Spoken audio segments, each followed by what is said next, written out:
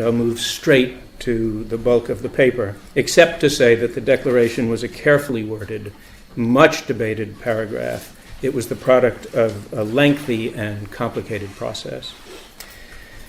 Here are some of the main reasons advanced by historians and others to explain why Prime Minister David Lloyd George's government made the declaration at all. First of all, they say that some members of the cabinet and of the Foreign Office had genuine sympathy for the Jewish people, and they call such people Philo-Semites.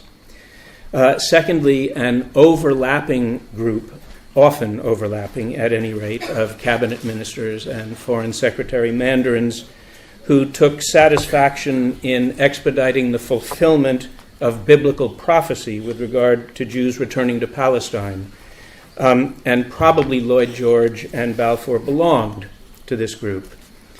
Thirdly, and much of this was touched on by Professor Avi Schleim, by the way, many in the government and in the Foreign Office believed that Britain should secure Palestine precisely because, as Professor Schleim said, it overlooks Egypt, which contains the Suez Canal, which is the British economic jugular vein, and they thought that a Jewish community of Anglophiles in Palestine would help them to maintain stable government there. Historians also point to a fear that the Germans might get in first and issue a declaration and thereby win Jewish support. And then someone else pointed out the fact that Weizmann himself was an important chemist, and some historians have said that they wanted to somehow thank Weizmann for his contributions to the war effort, and that British policy in Palestine had something to do with that. I believe that these explanations all touch on the real matter, but are not determining factors. And in my opinion, the main reason that the Lloyd George government released the declaration was because it believed that by doing so, it would help them to win World War I. And that stems from the great misconception, anti-Semitic misconception, held by many members of the government and the Foreign Office, that Jews exercised a vast subterranean influence over world affairs, and that they had control of the banks and of finance more generally, and simultaneously and quite contradictorily, that they controlled the world socialist movement. And so, one of the greatest achievements of Chaim Weizmann was to take advantage of these fundamental misconceptions. Weizmann, of course, was a Russian-born chemist, trained largely in Switzerland, had become a reader in chemistry at the University of Manchester, and it is this individual who emerged during World War I as the indispensable Zionist leader in Britain. And Weizmann was a master of what I think can best be termed political jujitsu. He used his opponent's weapons to benefit himself and his movement. So, the anti-Semites in the government and in the Foreign Office said, "You Jews control banking," and Weizmann said, "You're right, we do." And they said, "You control world socialism," and he said, "Yes, it's true. The Jews have vast powers. Yes, we do, and you need us." Now, previously, leaders of the Jewish community in Great Britain had been assimilationists. Their ablest and most prominent advocate was a journalist called Lucien Wolff. And the assimilationists argued that Judaism is a belief system, and it can be practiced wherever Jews live. And certainly in liberal, tolerant Britain, Jews can practice their religion and can become as accepted as any other practitioner of a dissenting religion, a non-Anglican religion. They will become Jews who happen to live in Britain, not, did I get that right? Jews who happen to live in Britain, not people who live in Britain who are Jews, right? British first, Jews second. But Weizmann and the Zionists had a completely different message. They argued that anti-Semitism is ineradicable and that Jews cannot assimilate in Great Britain or, in fact, anywhere. They cannot assimilate in France or the United States, let alone a country like Russia or Romania. And Jews who think that assimilation is possible are deluded. They're fooling themselves, and therefore they need their own country, their own home, and that could be nowhere else than Palestine, which had been, of course, the location of a great civilization millennia before. Weizmann did not speak publicly about a Jewish state in Palestine during 1914-18, as you just actually indicated. He knew that was too ambitious and would alienate too many potential allies. Of course, I'm sure he always had in mind that there would be someday a Jewish state in Palestine, but they didn't speak about it publicly during World War I. Instead, what he did, was to call for the Allies in the war to defeat the Ottoman Empire, and then for Britain to establish a protectorate in Palestine and permit unrestricted Jewish immigration into Palestine. So Weizmann employed a kind of political jujitsu to turn these anti-Semitic canards to his own advantage. And then secondly, he employed an unrivaled charm, shall we say, to persuade the British governing elite that the Zionists, not the assimilationists, spoke for British Jews. He embarked upon, I think, a very calculated charm offensive to teach the British political elite why it was in their interest to support Zionism. And he was astonishingly successful. He won over C.P. Scott, for example, the proprietor of the Manchester Guardian. He won over Balfour. He won over Lloyd George. At a dinner party held at the home of Lord Reading, another member of the government, somebody said, "We are all Weizmannites now." So he persuaded the British governing elite not only that Britain needed Jewish support if it was to win the war against Germany, but that it needed Zionist support, because the Zionists, not the assimilationists, spoke for Jewry. And what was it that the Zionists wanted above all? And the answer is Palestine. They wanted a national home in Palestine. So, as a result of Weizmann's political charm offensive and his practice of political jujitsu, the British governing elite came to the conclusion that the way to bring international Jewry, this powerful subterranean element in world affairs, onto their side in the war was to offer them Palestine. And this is an odd but true fact. Those hard-nosed realists, those hard-hearted, hard-headed men in Lloyd George's war cabinet accepted an elementary and absurd anti-Semitic stereotype, which became the most important element in their support for the Balfour Declaration. They thought that American Jews had the power to persuade President Woodrow Wilson to enter the war on the side of the Allies, and they thought that Russian Jews could persuade Kerensky, who had just taken power in February 1917, to continue Russian participation in the war. The British government issued the Balfour Declaration for a number of reasons, as I pointed out earlier, but mainly as a great bribe to world Jewry in order to win World War I.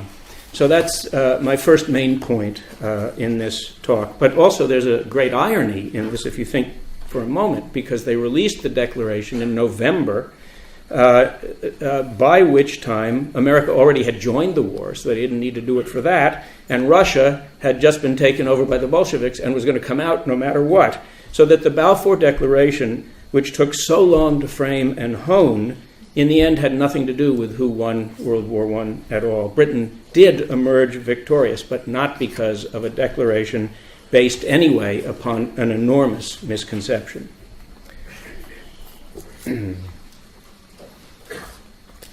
Now here's my second main point. And this has been alluded to by everyone who's spoken before me. The Balfour Declaration and the process of its development sowed dragon's teeth. And you may know of the Greek myth. In his indignation, Cadmus slew the dragon, and by the advice of Athena sowed its teeth. When they were sown, there rose from the ground armed men. Well, that's what the Balfour Declaration and the process of its development accomplished. With regard to the Declaration, obviously many Arabs felt betrayed by it. Now, I too know the arguments to the contrary. There is no smoking gun single piece of evidence to show that Britain did promise that Palestine would be part of that independent Arab kingdom. Nevertheless, as Avi Shleim put it, my reading of all the evidence shows me that the Grand Sharif Hussein and his sons believed it would be part of the independent Arab kingdom for which they were fighting. They believed it because of letters they had received from Sir Henry McMahon, the British High Commissioner in Egypt, who, by the way, had encouraged them to rebel against the Ottomans. And they had good reason for thinking what they did. McMahon consciously employed what he himself termed nebulous phrases in order to motivate them to launch their rebellion. He was intentionally vague.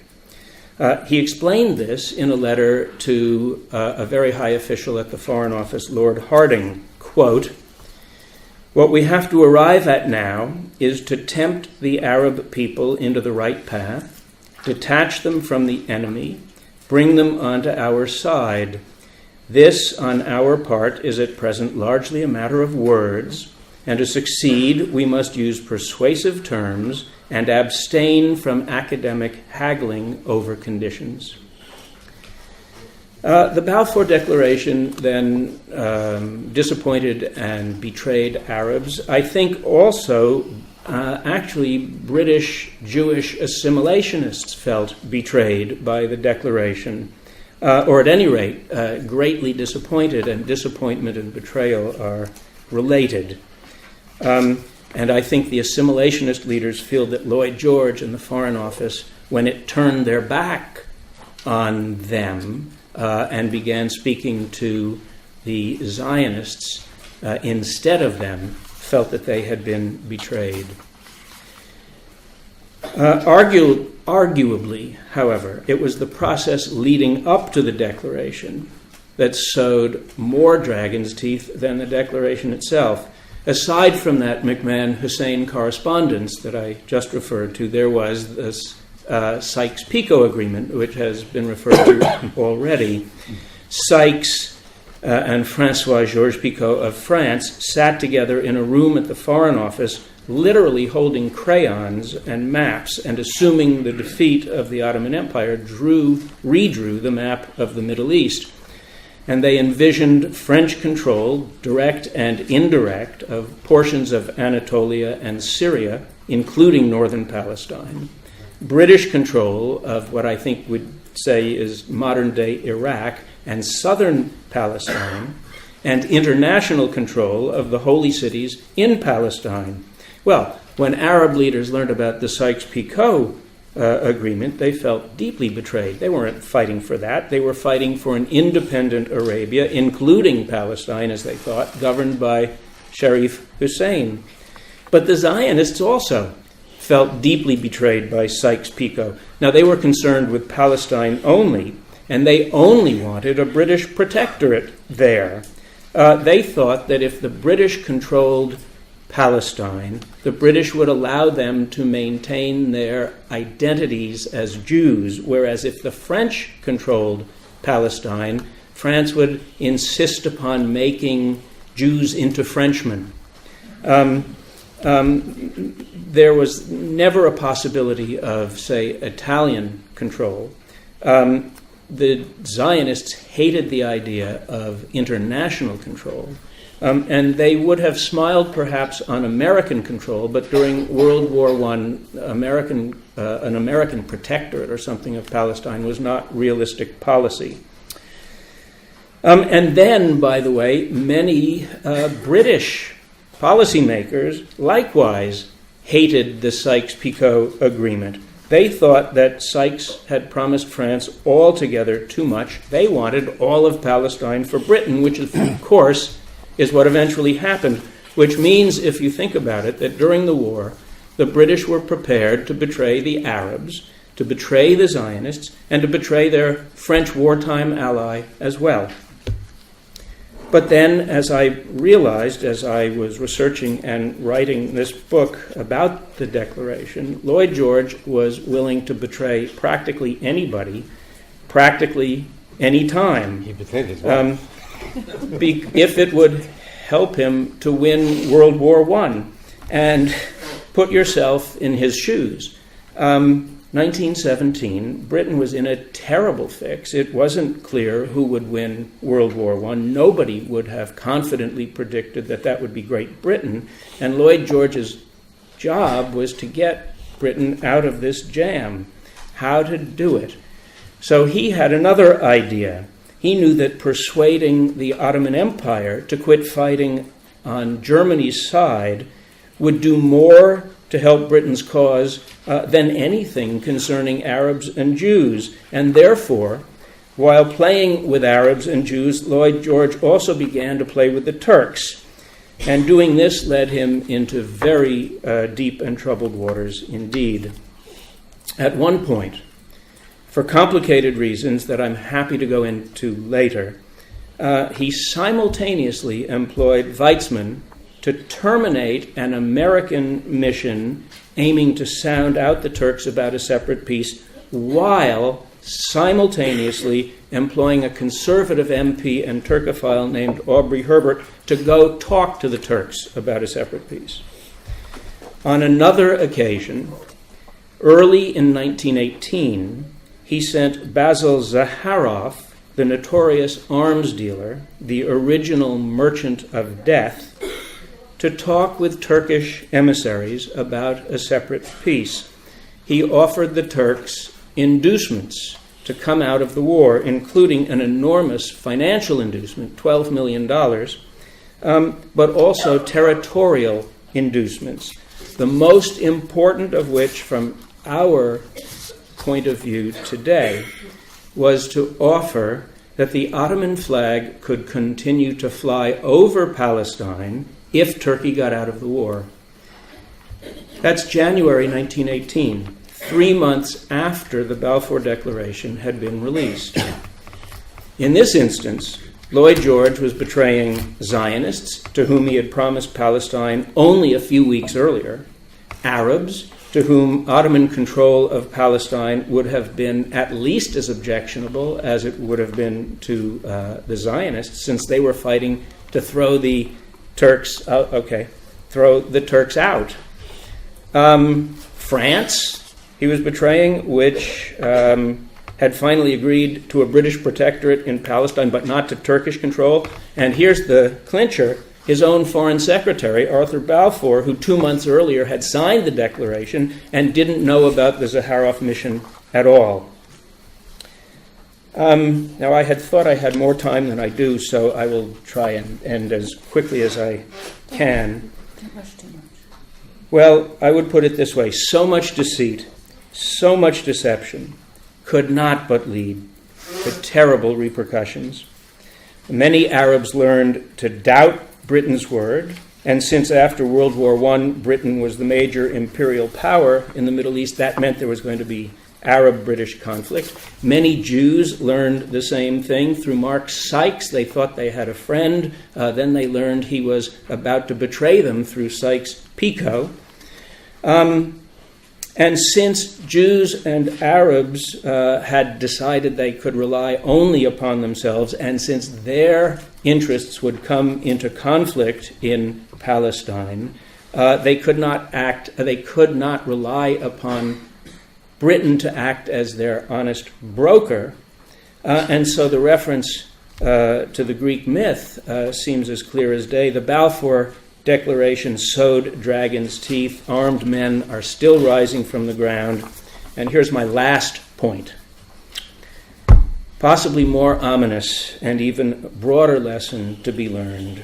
I was astonished when I was doing the research for this book and when I realized that Lloyd George conducted foreign policy separate at times from the Foreign Office and his own foreign secretary. And I asked diplomatic historian friends, is this possible? Can this happen? And they said, of course it happens all the time. Well, so think about it. A prime minister or a president can follow his star wherever he or she thinks it may lead without consulting his cabinet, without consulting experts. Bad enough when the prime minister was Lloyd George or when it's Theresa May. Terrifying when the president is Donald Trump.